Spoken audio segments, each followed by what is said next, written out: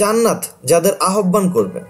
জান্নাত বা বেহেশত আল্লাহ তাআলার পক্ষ থেকে মুমিন বান্দাদের জন্য পরকাল জীবনের চিরস্থায়ী শান্তির নীড়।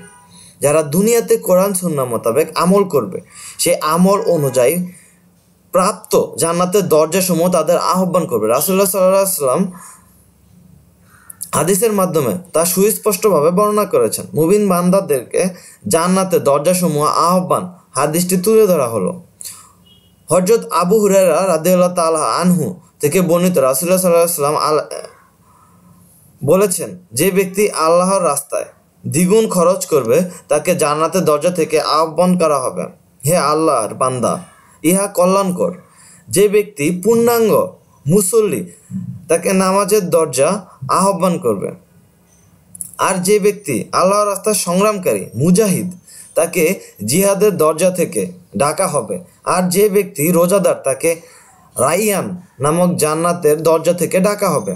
আর যে ব্যক্তি দানবীর তাকে সৎকার দরজা থেকে আহ্বান করা হবে। এই ঘোষণা শুনে হযরত আবু বকর রাদিয়াল্লাহু তাআলা আনহু বলেন, আমার বাবা মা আমার প্রতি উৎসর্গ হোক, হে আল্লাহর নবী, প্রত্যেকেই তার জন্য নির্ধারিত দরজা থেকে আহ্বান করা হবে। কিন্তু এমন কোনো ব্যক্তি আছে কি যাকে সকল দরজা থেকে ডাকা হবে?